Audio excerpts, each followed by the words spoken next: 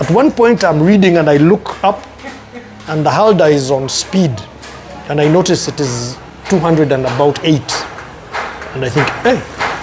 So I go back 400, I look up again, it's 212. And I go back down and I look up and it's 215. And I start thinking, I was relaxed. Before the road was like this, but here. When it opens. Yes. Like... I'm thinking, what? So we get to the stretch to come to Mayanga Yanga. And it's now like going 220. So I read 600 meters, mango tree on left, max jump into max brow. Max left over max brow. Because you jump and then go up over the brow. And we hit the jump. And I go blank. Because we hit the jump, I looked up. And both sides of on the left side of the road, there's an embankment. So people were standing on the embankment.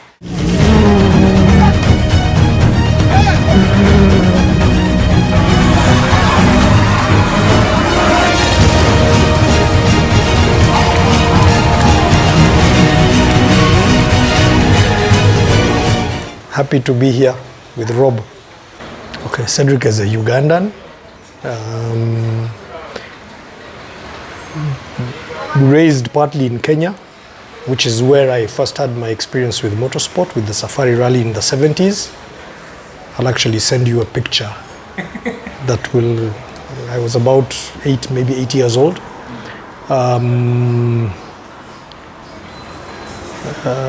Came back to Uganda in 1982. Then started watching rallies here in about 1985 or 86. Of course, there was the whole Museveni Bush War thing at that time, so it was a bit difficult. Then, so watched for a bunch of years. Then one rally we were watching, I was with some friends, we were on a pickup, and we got hit by one of the rally cars. Those were the days when the rally would come and end at Speak Hotel. So around Crested Towers, the roundabout. Rally car came and hit the pickup we were on, and I thought this is not safe. So I stepped away first. That was in about 1988 or 89. I stepped away and then joined Mozak in 1997. At the time, Fred Obo was president of Mozak. Yeah. Yes. So, 1997 I joined. My first event as an official, I think, was a night sprint in Nakanyonyi in 97 or 98, I think. Is that Mukono? Mukono, Nakanyonyi, yes. We had a night sprint. Right there, that's my school. Hey, the primary school there, okay. So we did a night sprint there, I remember, and that was the first time I did safety. I remember it was myself, Charlie Tango, and Steve Adams, Chipa's brother, and Haji Gombe, 4 people doing safety for this thing. And a lot of people have forgotten, we had a guy those days called Stanley Seburiba. They used to call him Musai Gwange. He was the greatest rally hooligan of that time. And one of the things I distinctly remember is him lying in the road of the FF, saying, "Motoka nebwe ninya nemfa sifa yoko ya motoka ya mpaka." So we had to lift him physically and whatever. So that's way back 1997, 98, I think.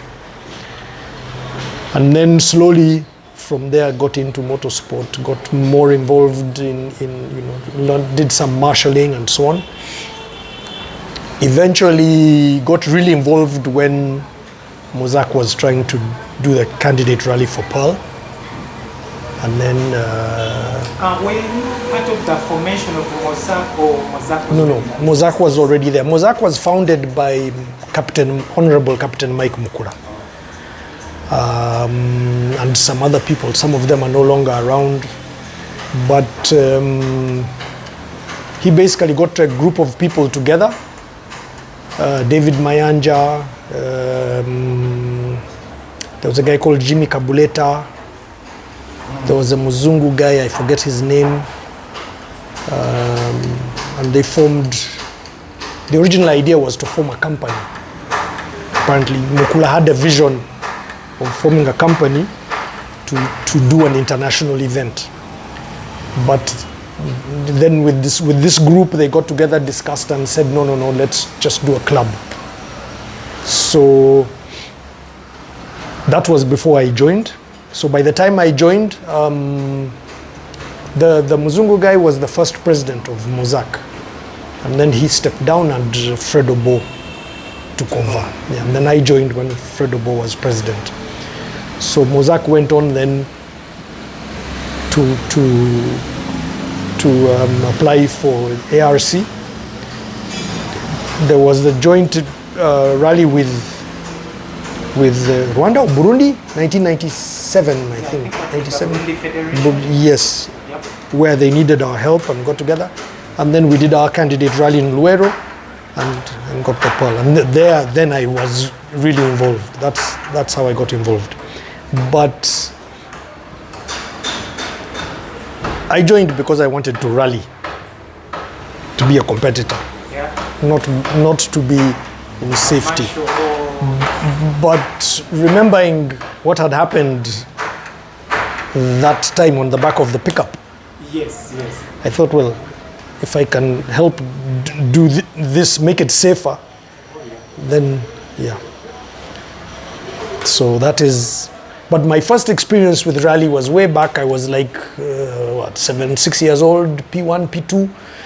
Our father used to pick us up from school and we'd go and chase my father was a rally hooligan as well. He used to take us and we'd chase the rally cars. And that's back in the day, Vic Preston Jr., Sabi Rai, the Shaka Metas and Joginda Singh driving in the early 70s. Yeah. So I saw them all. And that was my first experience. Watching cars.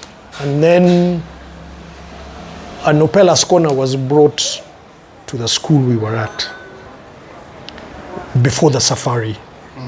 They had been shipped in for safari. They actually brought it to our school. And we got to sit in it and look at it, and they started it up. And that was my first experience, actually. And those old rally cars, it was like an aeroplane cockpit. So I'll send you a picture. They took a picture and I'm standing in the door. The door was open and I'm there. So that was my first real hands-on experience with a rally car. I was about 7 or 8 years old. And the combination of chasing them and that, I was hooked from that age. Yeah. And my father's passion, I think, in the family I'm the only one who seems to have it. Yeah. Okay. My father loved cars as well, so that's how I ended up here. So from there, Dad used to take you. Yeah, so we would go and be hooligans, and then he would take us back to school. Yeah. Why? I mean, hooligans and then make that V-shaped stuff. Now, the thing, motorsport has changed so much in the last 30 or 40 years, the last 50 years actually. Safari back in the day was 2,000 something, 3,000 kilometers. Now it's maybe 500, yeah, you know. So back those days, the road they were driving, the open roads, the roads were not closed like they are now. So you could get into that road and chase the rally cars. And my dad thought he could drive as fast as those guys. So in a 504, we would go wait. He knows they're going to be passing through Nakuru, going on some road, and he would wait. They would come, the car passes, and then he says, which one do we chase? Oh, so and so. When it passes, we just follow. And that, yeah. So that was then, because it was open roads, like that, basically, and they were not sprints like they are now. It was endurance. So marathon events, yeah. The safety issues weren't as serious as they are. And the rally was spread out over such a large area that you couldn't get a large concentration of people. And even then, our populations were much smaller our populations have doubled or tripled since the 70s. So the crowds, my first experience with crowds at Motorsport was here in the 90s, the late 80s and early 90s, when the cars would start in town and drive back into town, and people would be standing along the road, you know. And then I had that incident as a spectator and thought, this is not safe. Then as events became more compact and our spectators became more knowledgeable and started looking for the FFs to see if they could judge the times, that's how we got then those huge crowds in the flying finishes, and you know, it's a parting, Red Sea parting as the rally car comes. And I experienced that as a competitor as well, where you can't see the road. It's the scariest thing. You just have to keep on calling the notes. Yeah, and we had worked a thing out with Moses Lumala where the horn was on my footrest. So I would just have my foot on the horn, blasting all the way through the FF. Because he couldn't start saying he's going to hoot. So we had changed it and put it, so I would use my foot on the horn. Yeah. Could it have started with you guys, like transferring the horns I think we were the first. Oh. Yeah. Okay. I think we were the first. That was a really very good innovation. Yeah. Because it made so much sense, rather than him trying to hoot and whatever, just when you look up people, foot. Even on the pace notes, we knew there's a town, you come hooting. Yeah. Okay. So you're stepping away from the marshalling or the administration bit of it. Mm-hmm. Now you're coming into the cockpit. Who is that driver and how did you come to the cockpit? First I had been doing recce as part of safety. I'd been doing recce. So I had got to know how to write, not just recce, route design with David Mayanja for the Pearl 2000, 2001, 2002. So every time he was designing a route, he'd take me with him because I was doing the safety part. And so I'd learned how to write a road book. Then around 2000, end of 2001, I started going for recce with Moses and Charlie used to go together. They would go in one car. And then Moses Matovu was navigating Moses Lumala, and Moses is a really good friend of mine, Moses Matovu. Yeah. So, and I knew Charlie from school, Kisubi, and so I would ride along. So I got to learn how to do pace notes, and saw the differences in drivers' pace notes. Charlie's pace notes were like an encyclopedia. Every detail. Moses's was simpler. Not so much detail, and more flowing. You know, he'd have longer distances in his. Charlie had like, I don't know, 10 different, he will tell you when you interview him. Like 10 different corners, angles. Yes, he would read everything. We used to ask Haj Abed, the late Haj Abed, may his soul rest in peace, how he was able to read all those notes. And he would laugh, and he never told us. He never, you know. So I began to think maybe he doesn't read them all. He writes them all, but he doesn't read them all. Because there are some things you're going so fast, maybe you don't even see. Yeah, so, but, yeah, so I learned how to do pace notes. Then in 2002, 2003, Lumala has a big accident on that Villa Maria Road in the Silica 185. And Moses Matovu gets a neck injury. It was a small one, but he was advised to sit out But before that, I had actually navigated Moses Lumala in the 165 in a couple of sprints. So when Moses goes and the doctor says you can't, it's not safe for you to drive with that injury, you can, he tells Moses Lumala, we've been doing recce with him. We had got to the point where I would go with Moses Matovu and we would do recce and then come back.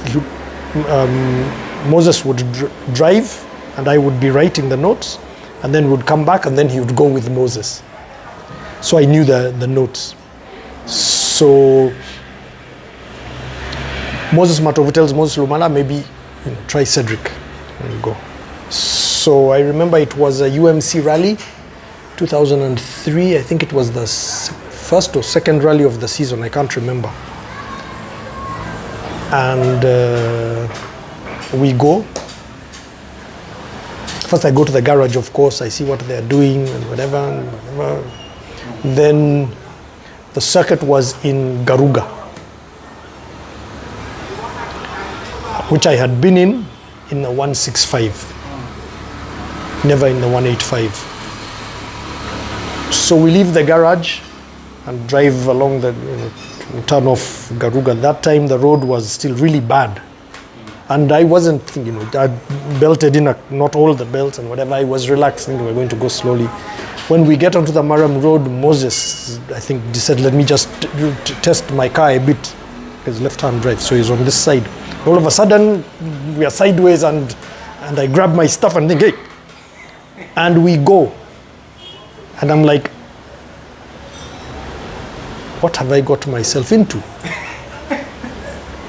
So we get to Garuga, and I tell Moses, I ask Moses, that's what this car can do? He says, no, that was like 25%. And I think, then you knew you had trouble. what? He says, but don't worry, I know the car, and you know my pace notes. You just stay calm, read the pace notes. So I say, okay. So we go into the circuit. You know Garuga, the old Garuga. Yes. You would start, you're facing the lake. And the difference between the 165 and the 185, they're two completely different cars. You cannot compare the 165 with the 185. Starting and going down that hill to do that long left, I was thinking, aren't we going to end up in the lake? But after go round, we're going back uphill. I think it's okay. Something tells me it's okay. So I try to read the notes. That time, of course, we were running with Charlie. So we finished the circuit. And I'm thinking, okay. But that is a circuit. You don't go above third gear, maybe. Yeah. So anyway, the next day we get up, we're going. The first stage was Walusubi, ending through Mayanga Yanga to Nachifuma.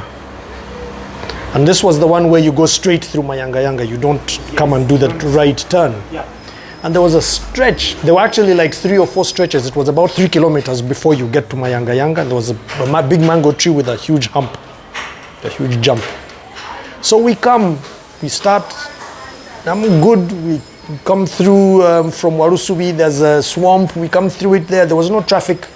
We get to those stretches and stretch into max, into easy, into max, 400, 600. And at one point I'm reading and I look up and the Halda is on speed. And I notice it is 200 and about 8. And I think, hey. So I go back 400. I look up again. It's 212. And I go back down and I look up and it's 215. And I start thinking, I was relaxed. Before the road was like this, but here. When it opens. Yes. I'm thinking, what? So we get to the stretch to come to Mayanga Yanga. And it's now like going 220. So I read 600 meters, mango tree on left, max jump into max brow. Max Max left over Max brow, because you jump and then go up over the brow. And we hit the jump, and I go blank. Because we hit the jump, I looked up, and both sides on the left side of the road, there's an embankment. So people were standing on the embankment, but all I could see was the tops of their heads. And I just went blank. So we go over the Max left, Max brow. There was another 600 meters. And then I start hearing next in the intercom.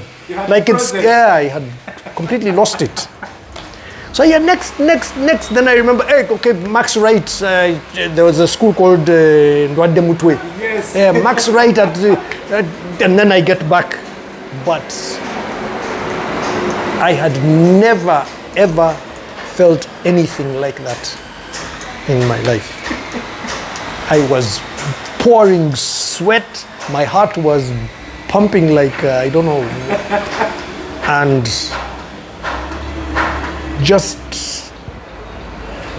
we get to the FF, and Moses is laughing. And I ask him, but you're laughing? He says, yeah.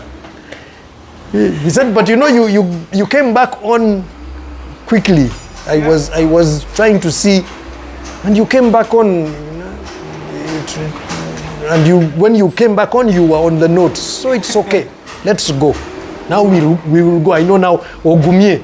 I said, okay. So we continue, except on the way, then the other section from Nakanyonyi, from the school, there was a stage which used to go to Gavu. That was the long one. At that time, it was about 80 kilometers. Yeah. There were tipper trucks. Now the car is left-hand drive. Moses and the tipper would pass here. And I started, and then I just hear, Cedric, calm down, they can't hear you. He was that calm. They can't hear you, Baveko, they can't hear you. Just read your pace notes. Concentrate on your notes. So I realized, okay, I've got to forget about, yes. What I'm doing here is giving notes so that we here are safe as we can be. And we drive. And my first rally, we won that rally. Oh. Yes. We actually beat Charlie in that rally. And if I remember correctly as well, during the prize giving of that event is when Mzee Karim started the fundraising for a car for Chipa. Yes. At that prize giving, yes. Because for leaving the Supra to get Nabuto, yes. Okay. If I remember properly, that was the event, yes. So I actually won my first ever rally. That was a debut? Yes, it was my first. I had only been in sprints, never a full rally. My debut, Moses of course had won his championship already, but... What a moment. Must have been... Yeah, so for me that was, I was like in shock. Yeah, but... How did you beat Chipa, that so detailed man and driving? And Charlie. Was it even, I'd rather Charlie. I think he had a problem somewhere and let us go first. And we don't know what happened behind there, but he never caught us again. Yeah, and we won, so... Yeah. So after that, Moses was, I think, was much more comfortable with me, and we continued and did a bunch more rallies. Yeah. Oh. Yeah. So from there, like, who was the other driver? Maybe from there, the driver that you have seated with? Okay, I have sat with several. I sat with Moses first. After Moses, I navigated Faisal Tezikuba in a Subaru GC8. We did CRC. Faisal won his CRC championship. Our best position with Faisal was second overall behind Rwakataka in a Mogas rally in Jinja. Then after Faisal, I started navigating Sebuguzi. I navigated Faisal one season, I think. Then Faisal went with Isaac Rachseta. Then I started navigating Sebuguzi. After Sebuguzi, I bought the Evo 4 from Charlie. So there's a funny story about, there's another story, experiences in motorsport. My first rally in Mbarara with Moses was when we got our first puncture. And in the heat of the moment, I jump out of the car with the wheel spanner and the whatever, and I dash and I go to the wrong tire. And I start jacking jacking the wrong tire. So Moses is still in the car telling me, no, this side, and I can't hear him. Then I look and he's doing like this. I realize, wrong tire. Down, run back around. And I jack up the car and then without thinking, I just put my hands. The tire is boiling hot. And I lost all my fingerprints. It was like touching a hot sufria. So I go, fuck. Then pull the sleeves of the overall and then use that to take. Yeah, but good lesson learned. I spent the rest of the rally with my fingers burning, But just that, the whole Nini, running to the wrong tire and whatever. Again, when I got into the car, we settled down. Then Moses told me, Cedric, the navigator is supposed to be more calm and controlled than the driver. You are supposed to keep, before you get out of the car, mark your place in the notes, so when you get back in, you're not lost. So, I got lost in the notes a couple of times. But the learning process, when you're navigating, if you can't find your place, don't turn the page. You'll confuse yourself even more. Wherever you've got lost, look for maybe the next caution or the next obvious feature.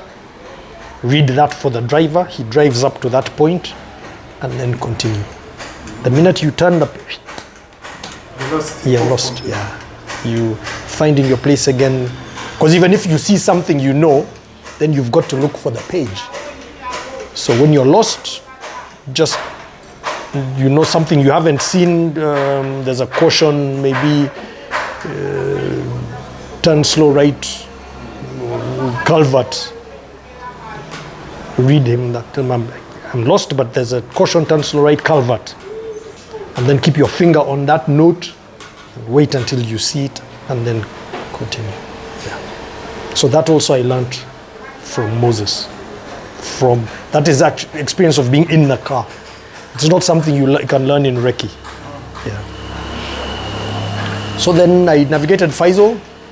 He won his CRC championship, then joined Sebuguzi. Interesting story, when it's actually Moses Lumalau told him, you try Cedric. And Sebuguzi's reaction was, naye, usiwa ruzungu runji, anakiriza. So I said, no, you try. So they called me, I came, talked. Of course I knew Ronald already. Navigator, I asked him, English or Uganda? He says, I want to do my pace notes in English. I say, okay. So of course, Moses had better pace notes than Sebuguzi, so I was able to improve Sebuguzi's pace notes. And I think in our first year, we won the championship together with Ronald, yes. In the Evo 4. So you have sat with a number of drivers. So after him, while still navigating him, I navigated Mangata as well in 2010 in Kenya. We did 3 or 4 rallies, Kisumu, Eldoret, I can't even remember. Then again in 2015, in 2010 in the Subaru N12, and then 2015 in the Evo. Yeah.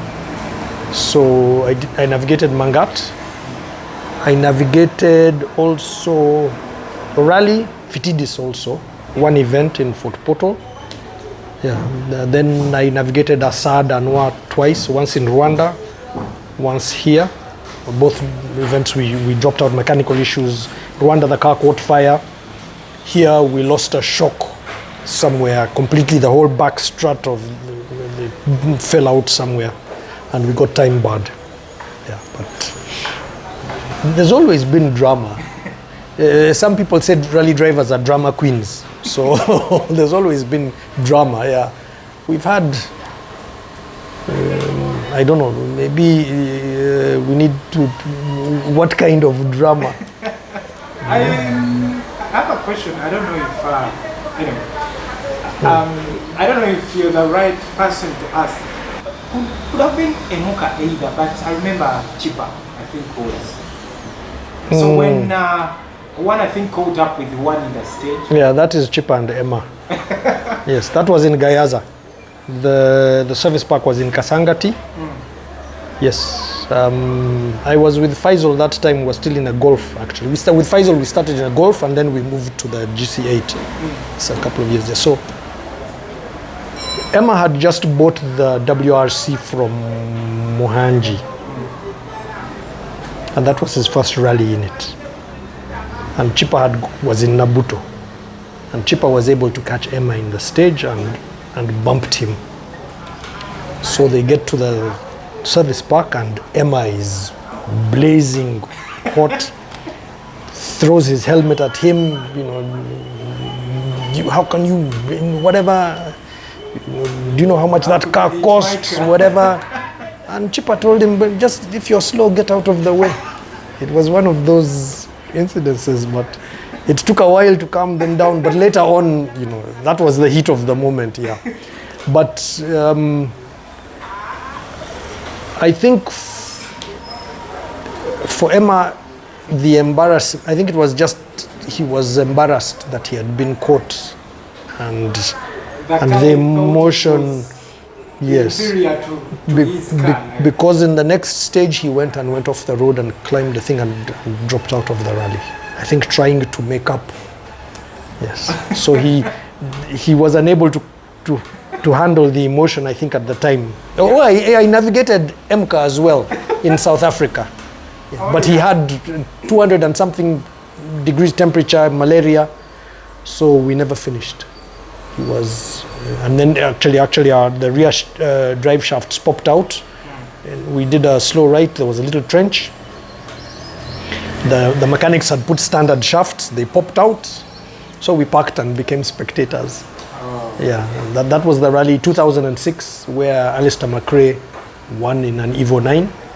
Yeah, but that was our first experience with the Super 2000s and that those Evo 9s. They were actually Group A's, they were not Group M's, but we saw some real. Which car are you driving with him? He had the red Motorsports N10. Yeah, the white one. Yeah. He had just got it. It was new at that time. Yeah. Have you ever got like you were under pressure yourself? Strangely enough, the people I've navigated, no. My first event, that Mayanga jump, and that was it. After that, I never had a moment where I thought, oh, we can die here in a rally car. I've never. We rolled with Sebuguzi in Mukono. That it was a Pearl 2010, I think, where we practically wrote off the Evo 9. But it was a pace notes mistake. We didn't see a little anthill in the grass, and that was the line.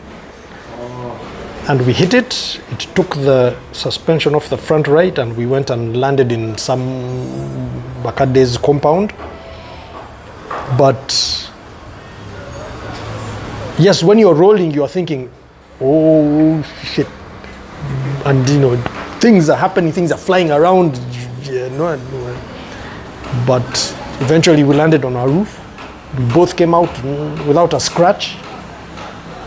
And then Mangat came and hit the same anthill and also lost his front, but he didn't roll. But the exact same point, that was the line. But none of us saw that anthill during recce.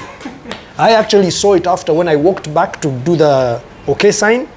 Then I see something red in the grass. The springs were red. I see something red, so I walk, and that's when I see the spring. Our spring remained right there next to the anthill, and it was a little anthill, about maybe 10 inches, and covered with there was grass. So not even 10 inches, maybe 6 or 7 inches, but it was like concrete. So that was the biggest incident. But even there, it happened. And the one thing I know about Ronald, he's very quick with his hands and his feet. We hit the anthill, and he was able to tell me, "Sedu to good day." He knew already, so I braced myself. And even as we were going and rolling, he was switching the engine off and putting the gear in free. Yeah. And then we go. I don't know how many times we rolled, but it was like 50 meters. We rolled through the matoke. We slashed their matoke and whatever, and went over an anthill. So afterwards, you could see through the matoke, you could see where the car came rolling. But we were fine. So to say that I've been in a situation, okay, the worst situation I think was in Mbarara, again with Ronald in the Evo 9, where we came over in that Chibega, which has the stretches and the brows. We came over a brow, and there's a boda guy carrying a guy with a leg in plaster sticking out. So Sebuguzi just goes, whoo! And we go off the road up onto the embankment. And where we were coming back to join the road, there was a huge culvert. And we both do not know how we passed it, how we went over it. But we somehow, I think God lifted the car maybe and placed it back in the road, and we went. And Jack Wavamuno and Geoffrey Chuguru and a couple of was there at that brow. And when they saw us go off and blah, blah, blah, they thought we had rolled. So they came running, and then they just hear the car going. And they realized, yeah. So they go, the boda guy, of course, has gone off. He's parked. This guy is there with his leg already broken, crying, So, so the boda guy is saying, the guy said, no, I already have a broken leg. Now you want to kill me. We wait, the cars all go, then you'll take me. So they stayed there and watched, yeah. So we actually heard the other details from the Jacks and Joffs after, yeah. But that was the scariest, because that one, there were other people involved. When we hit that anthill, there was nobody, it was just us. So you think, okay, you brace yourself. But here, trying to save other people's lives. And eventually what happened with the championship is we were always seeded first, because the federation knew that we would always try to save lives. Yeah. So it was a disadvantage to us, but yeah. So we became the safety car. What about that role in Misali? Did you have a slow role in Misali, and yes. you lost time and you had No, that event I missed. I can't remember what happened, but Sebuguzi was with Mungoma, Justin Mungoma, yes. They rolled in the circuit, but went ahead and won the rally. Yes, so. Okay. Yeah. So it wasn't in a cockpit? No, not that event I wasn't with him, yeah. So that event actually eventually, who won the championship that year?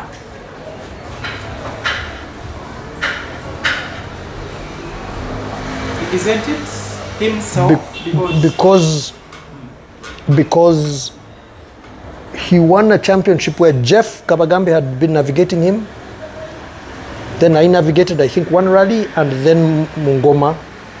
Then the next season, yeah, because we won our first full season with him. And the year before he had won, because he has three, yeah, we have 3 championships together. Two championships together. Then he has one which he got with Jeff to make them 3. And I have one where I won as navigator, but he didn't win as champion because Mangat won as driver. Yeah. So we both have three championships. I mean, how do you even do the comparison between back in the days? Because you have seen the other generation and you have been part of still this generation. I think, let me put it this way. Back in the day, people drove because even now they drive because they love the sport. But back in the day, it was sport. I am better than you. I'm a better driver. Now there's an element of I can make some money out of it, and so there are rivalries. People now fight for sponsorship and so on. So things, the mindset changed, I think, over time. Things were different even then.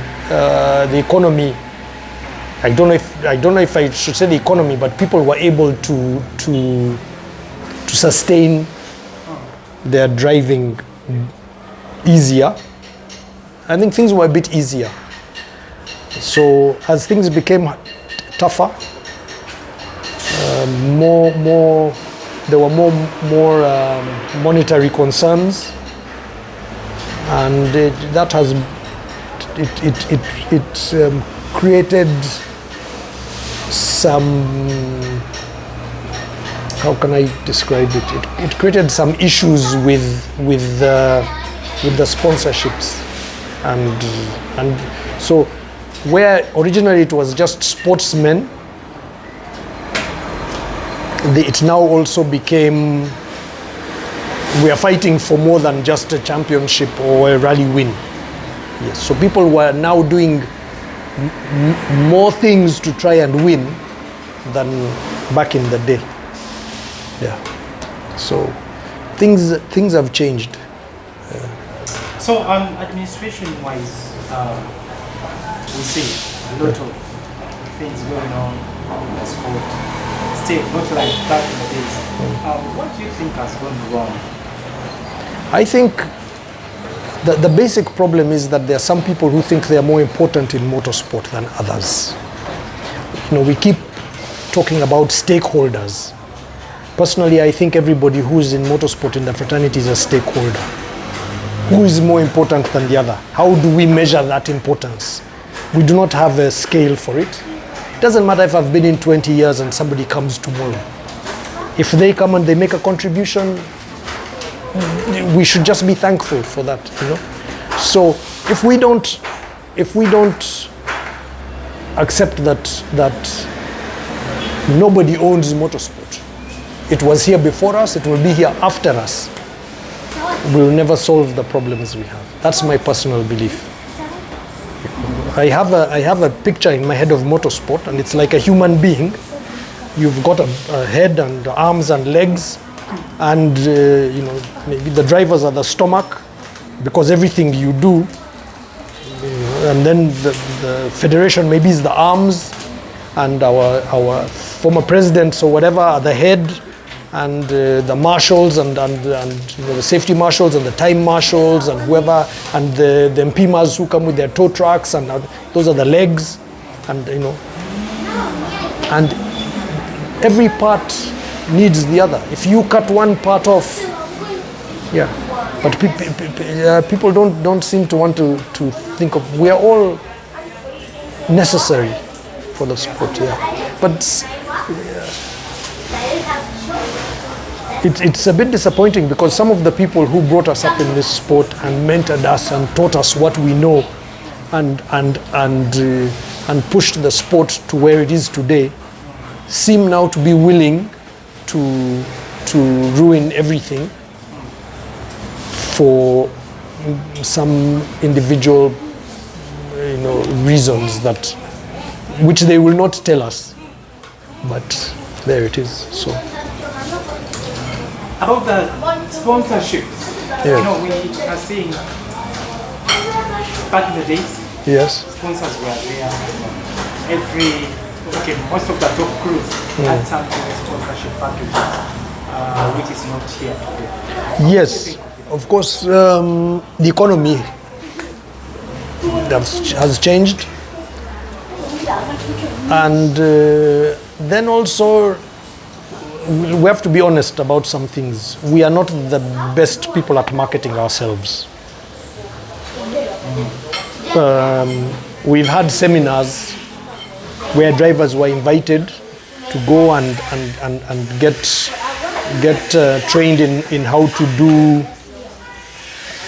do proposals and how to market themselves and whatever, and they don't attend. And then they want the federation to find them sponsors. It's not the federation's job to find you a sponsor. It's the federation's job to run the federation, which involves all of us, and to make sure that the events that you drive are properly organized and safe. That is the primary job of the federation. Meet safety guidelines, meet government guidelines, and govern, make sure that rules and regulations are followed. That is not to find you a sponsor.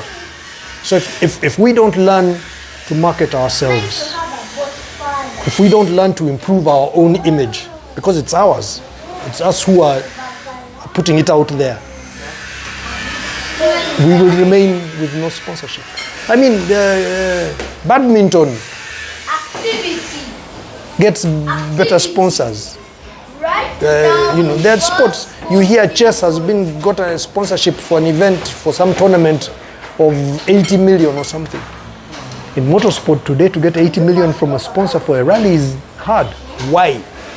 Because we are not, first of all, we are not being careful about the image that we portray, and we are not also cultivating relationships with those people that then would want to be involved in motorsport. We've spoken to people, we've met people who say that, motorsport is one of the number one, actually you're second to football.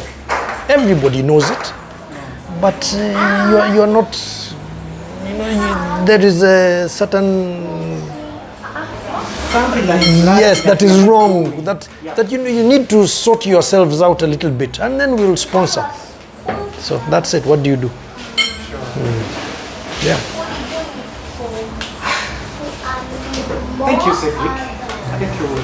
Maybe another time when we get some more time, we will still talk more about this. Most I know definitely. there is a lot. Oh yes, definitely. Yeah. Thank you for today, and I think we shall continue from there. Okay. Thank you, Rob.